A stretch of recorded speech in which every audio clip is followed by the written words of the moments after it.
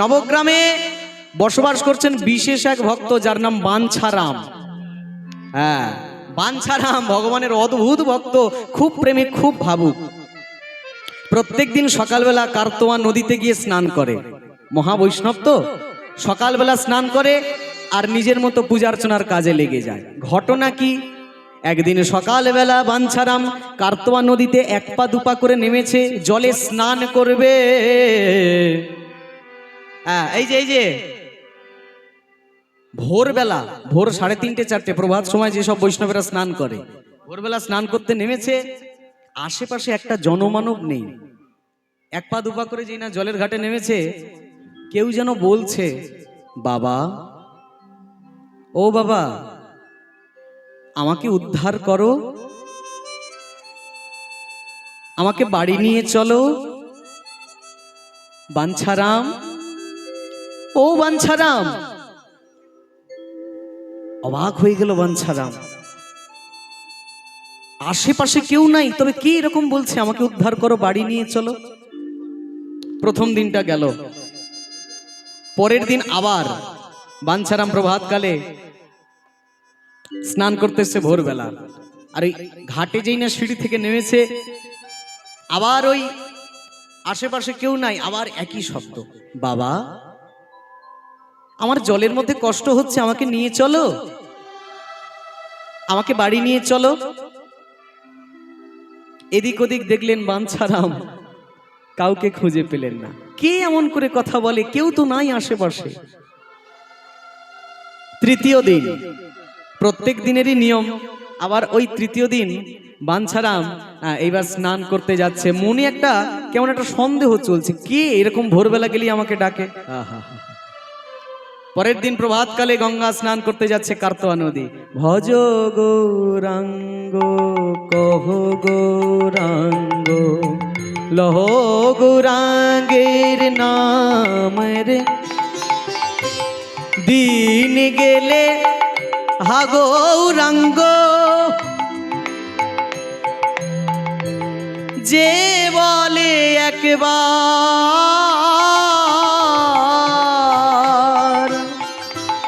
সে যেন আমারও হয়, আমি হই তার, সে যেন আমারও হয়, আমি হই তার।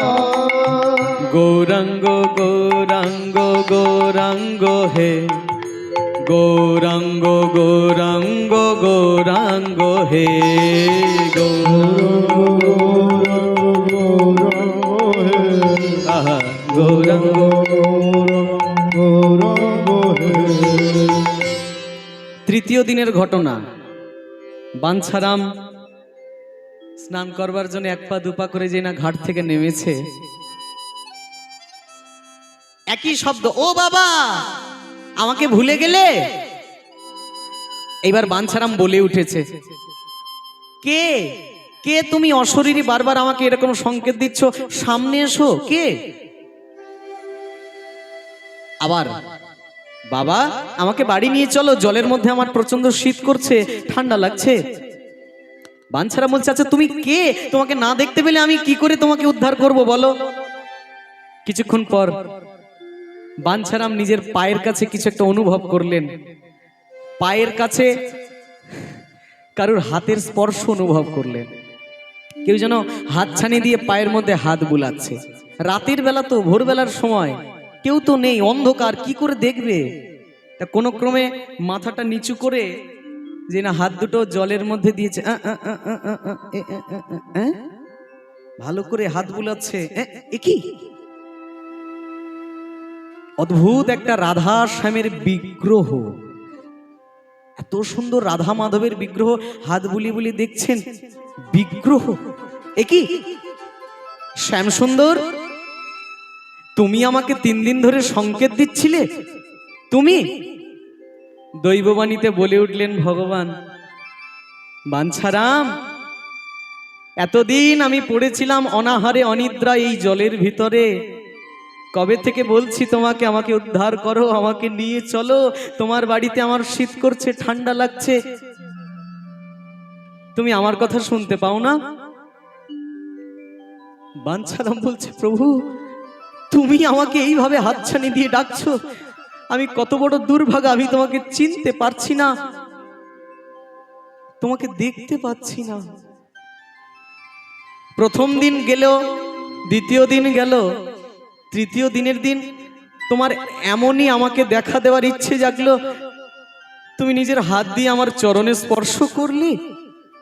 আমার মতো অভাগা, কত বড় মহাপাপী ব্যভিচারী, আমার চরণে তুমি হাত দুটো স্পর্শ করলে।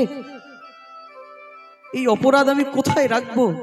নিজে আছো এটা জানান দেওয়ার জন্য তুমি আমার চরণে স্পর্শ করলে। এর নাম ভগবান। ভক্ত আমার মাতা পিতা, ভক্ত আমার গুরু, ভক্ততে নাম রেখেছে বাঞ্ছা কল্পতরু। ভক্ত খেতে দিলে খাই, না খেতে দিলে অভুক্ত যাই। সে যে ভক্ত বড় ভালোবাসে, ভক্ত ছাড়া থাকতে পারে না। ভগবান ভক্তকে কত ভালোবাসে যে বাঞ্ছারামের পায়ে হাত দিয়ে জানান দিচ্ছে, আমি শ্যামসুন্দর মদন মোহন, আমাকে উদ্ধার কর, উদ্ধার কর। কত ভালোবাসা! এরকম না হলে কি ভক্ত ভগবানের ভালোবাসা হয় গো? ভগবান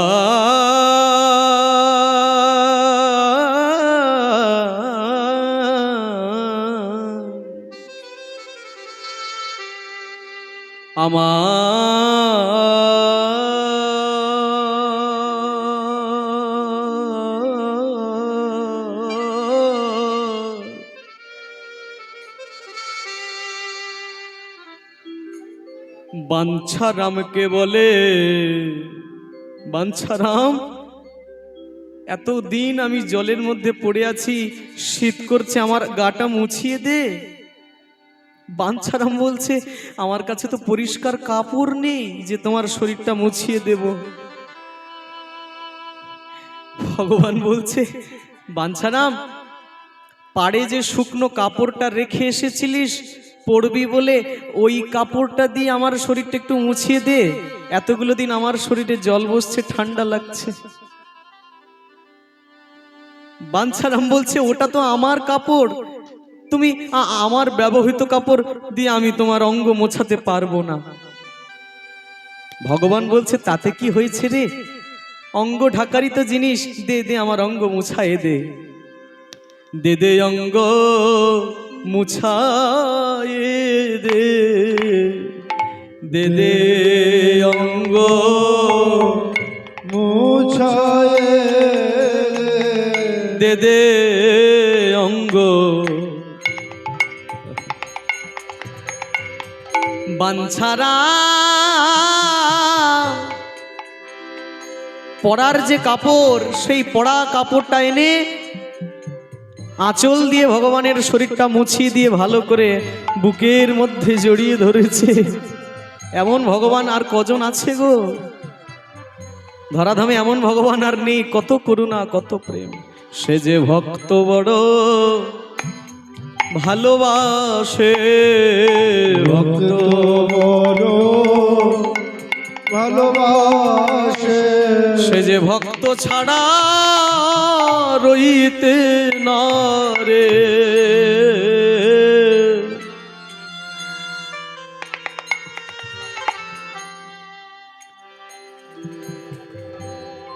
ভক্তি ডোরে বাঁধো তারে। ভগবান আজকে স্বইচ্ছায় বাঞ্ছারামকে ধরা দিয়েছে। এরকম প্রেম না থাকলে কি ভগবানকে বাঁধা যায়? ভক্তি ডোরে বাঁধো তারে, আপন হৃদয় মন্দিরে।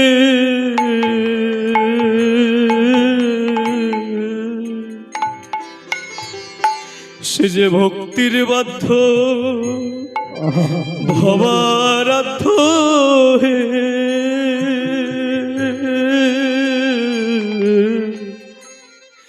ভক্তির বাধ্য ভবরাধ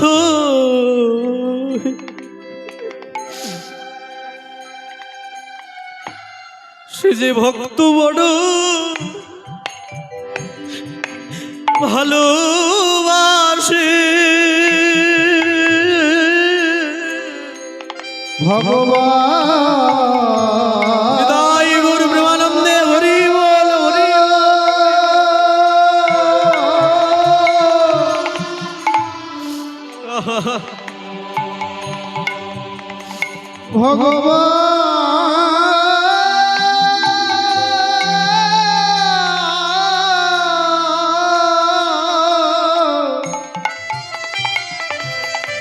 অন্যদিকে বাঞ্ছারামের মনে হচ্ছে সাক্ষাৎ ভগবান আমাকে এইভাবে করুণা করছে। আমার তো এমন কোনো পুণ্য নেই যে ভগবান আমাকে এইভাবে করুণা করে। আমি আমার পরা বর্ষণ দিয়ে ভগবানের অঙ্গ মুছিয়ে দিচ্ছি। ভগবানের সেবায় কত নিয়ম আছে, কত বিধান আছে, ভগবান সেটা নিজেই মানেন না, কারণ সবার উপরে ভক্ত। বাঞ্ছারামের বারবার মনে হচ্ছে, হায় রে প্রভু, তুমি আমাকে আর কত অপরাধী করবে, আর কত অপরাধী করবে আমাকে। আমি বড় অপরাধী,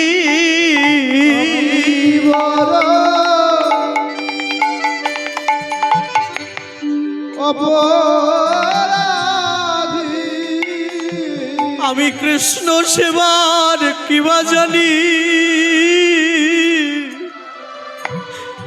আমি বড় অপরাধী।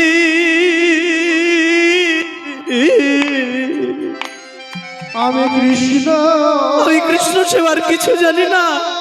প্রভু, তুমি আমাকে এইভাবে করুণা করছো। আমার কোনো পুণ্য নেই, আমার কোনো ক্ষমতা নেই, আমার কোনো ভক্তি নেই। আমি কৃষ্ণ সেবার কিছু জানি না। ক্ষমা করো, ক্ষমা করো।